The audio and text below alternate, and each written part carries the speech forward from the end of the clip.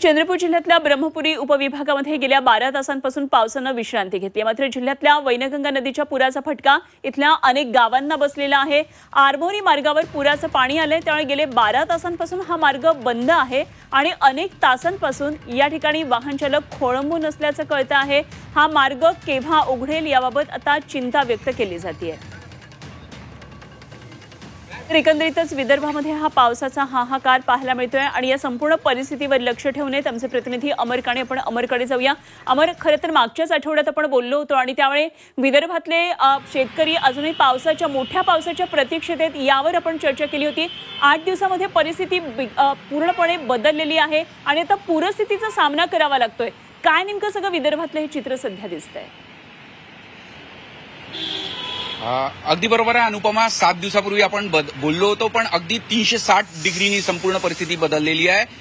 अनेक म्हणजे विदर्भातील खास करून पूर्व विदर्भात अनेक ठिकाणी पूरजन्य परिस्थिती काल होती, आता पूर ओसरलेला आहे, पण प्रचंड असं नुकसान अनेक ठिकाणी झालेलं आहे।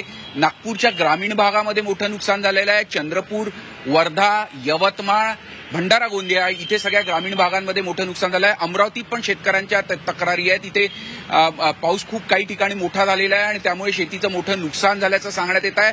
आणि खास करून आता गोसेखुर्दचे धरणातून विसर्ग सुरू आहे, त्यामुळे ब्रह्मपुरी आजूबाजूच्या परिसरामध्ये काही गावांना पुराचा धोका आहे। काही मार्ग सुद्धा, आरमोरीचा मार्ग तिकडे ब्रह्मपुरीकडे बंद असल्याचं माहिती आहे। एकूणच आता पाऊस जरी ओसरला असला, पूर परिस्थिती जरी ओसरली असली तरी अजूनही गोसेखुर्दमधनं पाण्याचा विसर्ग होत असल्यामुळे चंद्रपूर आणि आजूबाजूच्या परिसरामध्ये काही ठिकाणी नक्कीच पुराचा धोका अजूनही आहे, तिथे सतर्कतेचे आदेश देण्यात आलेले आहेत। ब्रह्मपुरी झालं, ब्रह्मपुरी असो किंवा भंडारा, इथे शाळांना आजही सुट्टी देण्यात आलेली आहे। आज पूर्व विदर्भामध्ये म्हणजे संपूर्ण पूर्व विदर्भात 6 जिल्हे जे आहे तिथे ऑरेंज अलर्ट जारी करण्यात आलेला आहे, तिथे सतर्कतेचे इशारा देण्यात आलेला आहे। सुदैवाची गोष्ट एवढीच की काल दुपारनंतर कुठेच पाऊस झालेला नाही आहे, पूर्ण परिस्थिती सध्या तरी नियंत्रणात असल्याचं दिसून येत आहे अनुपमा।